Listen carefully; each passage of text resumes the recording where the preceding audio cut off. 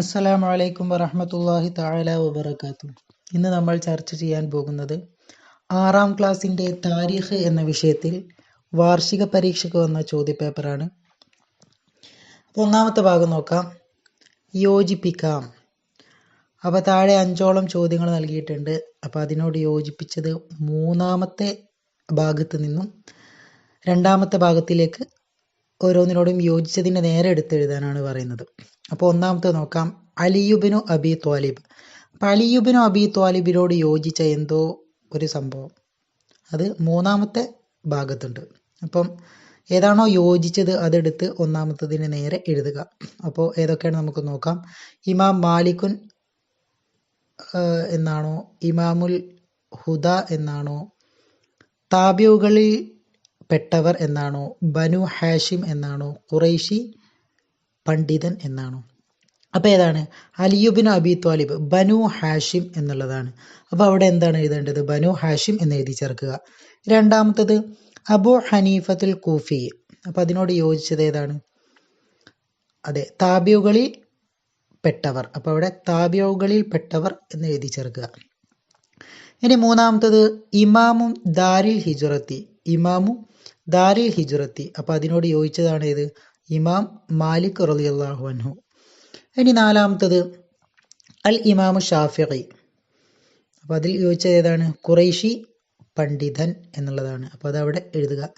ഇനി അഞ്ചാമത്തത് അബൂ മൻസൂരിൽ മാതുരീദി. അപ്പോൾ അവിടെ എഴുതാനുള്ളത് ഇമാമുൽ ഹുദ എന്നാണ്. ഇനി രണ്ടാമത്തെ ഭാഗം നോക്കാം. ശരിയായതിന് അടയാളപ്പെടുത്താം. അപ്പോൾ ശരിയായതിന് ശരി എന്ന് അടയാളപ്പെടുത്താം.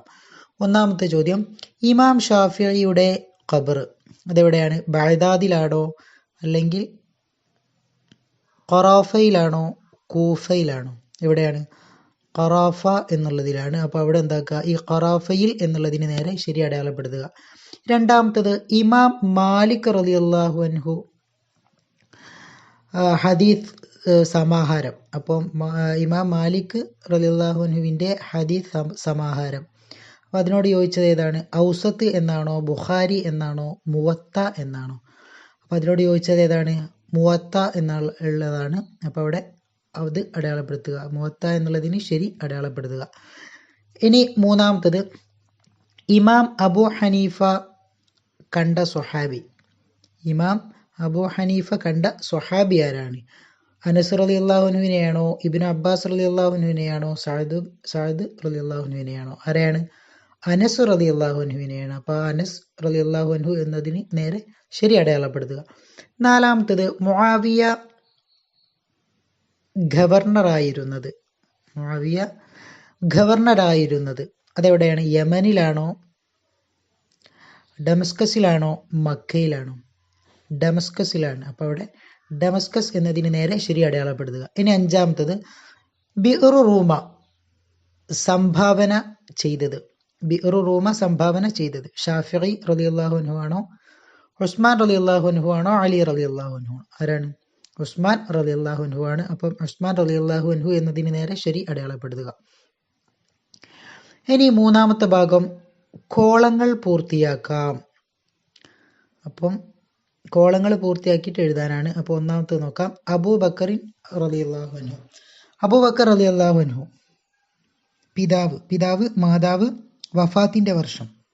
അപ്പോൾ അബൂബക്കർ റളിയല്ലാഹു അൻഹുവിൻ്റെ പിതാവാണ് ആര്? ഉസ്മാൻ. മാതാവ് സൽമ. വഫാത്തിൻ്റെ വർഷം ഏതാണ്? ഹിജ്റ 13. ഇനി അലി റളിയല്ലാഹു അൻഹു. അലി റളിയല്ലാഹു അൻഹുവിൻ്റെ പിതാവാണ് അബൂ ത്വാലിബ്. മാതാവ് ഫാത്തിമ.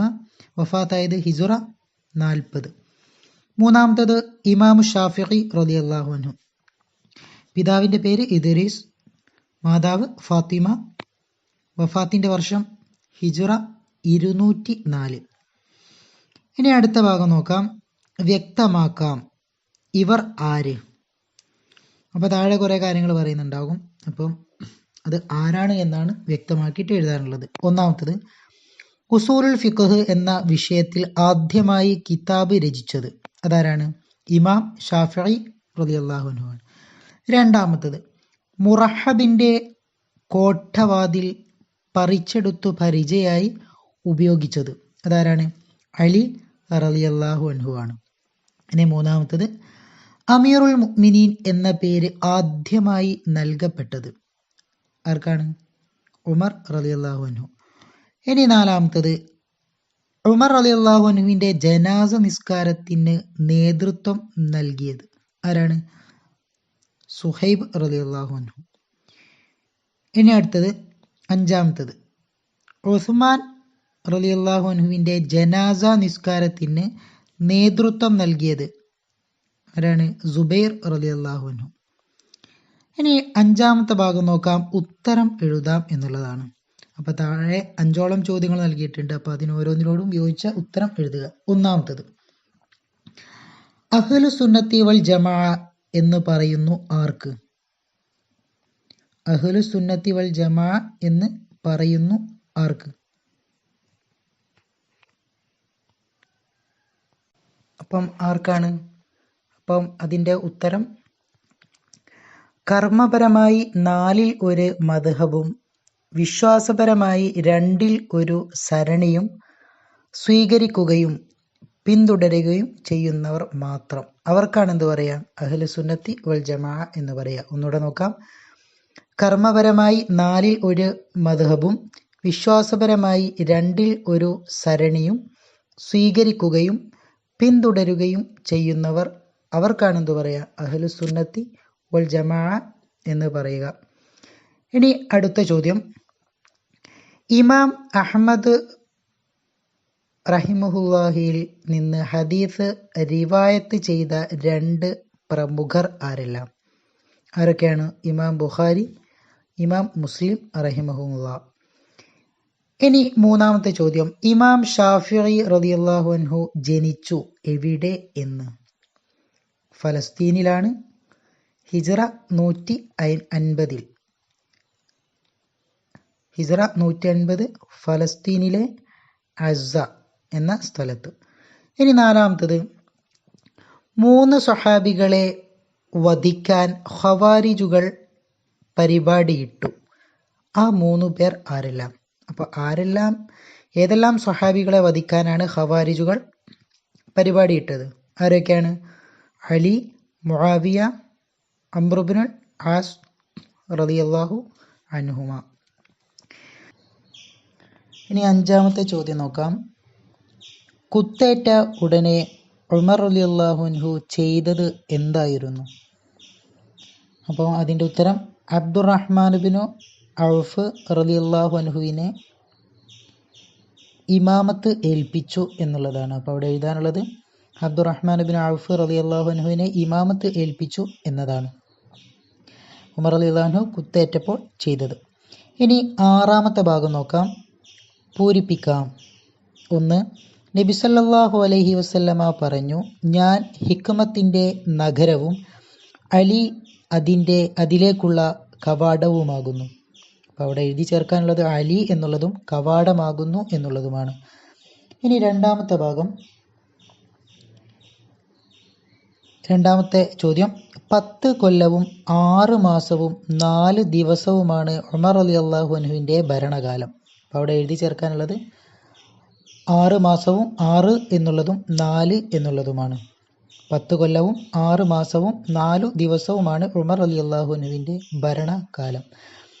ഇനി ഏഴാമത്തെ ഭാഗം, 2 എണ്ണം വീതം എഴുതാം എന്നുള്ളതാണ്. അപ്പം ആദ്യത്തെ ചോദ്യം, ഉസ്മാൻ റളിയല്ലാഹു അൻഹുവിൻ്റെ ഭരണ പരിഷ്കാരങ്ങൾ.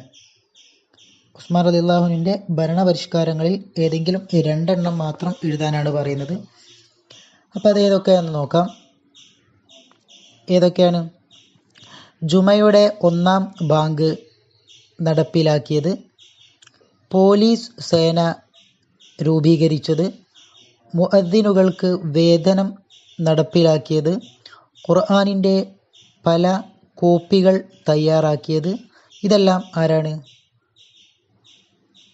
ഉസ്മാൻ റളിയല്ലാഹു അൻഹുവിൻ്റെ ഭരണകാലത്താണ്.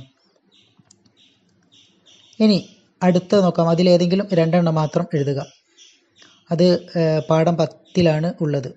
ഇനി രണ്ടാമത്തെ ഭാഗം നോക്കാം. രണ്ടാമത്തെ ചോദ്യം, ഉമർ റളിയല്ലാഹു അൻഹുവിൻ്റെ പ്രധാന പരിഷ്കരണങ്ങൾ. അപ്പോൾ മേലെ പറഞ്ഞത് ഉസ്മാൻ റളിയല്ലാഹു അൻഹുവിൻ്റെയാണ്. രണ്ടാമത്തെ ചോദ്യം ഉമർ റളിയല്ലാഹു അൻഹുവിൻ്റെ പ്രധാന പരിഷ്കരണങ്ങൾ അതേതൊക്കെയാണ്? അതിലേതെങ്കിലും രണ്ടെണ്ണം മാത്രം എഴുതുക. ഹിജ്റ കലണ്ടർ ആവിഷ്കരിച്ചത്, ബൈത്തുൽ മാൽ സ്ഥാപിച്ചത്. അപ്പോൾ അതൊക്കെ ആരാണ്? നമ്മുടെ ഉമർ റളിയല്ലാഹു അൻഹു ആണ്. അപ്പോൾ അത് രണ്ടും അവിടെ എഴുതി കൊടുക്കുക. ഒന്ന് ഹിജ്റ കലണ്ടർ ആവിഷ്കരിച്ചതും ബൈത്തുൽ മാൽ സ്ഥാപിച്ചതും. ദുആ വസിയത്തോടെ നിർത്തുന്നു. വാഖിറു ദഅവാന അനിൽ ഹംദുലില്ലാഹി റബ്ബിൽ ആലമീൻ. അസ്സലാമു അലൈക്കും വറഹ്മത്തുള്ളാഹി തആല വബറകാതുഹു.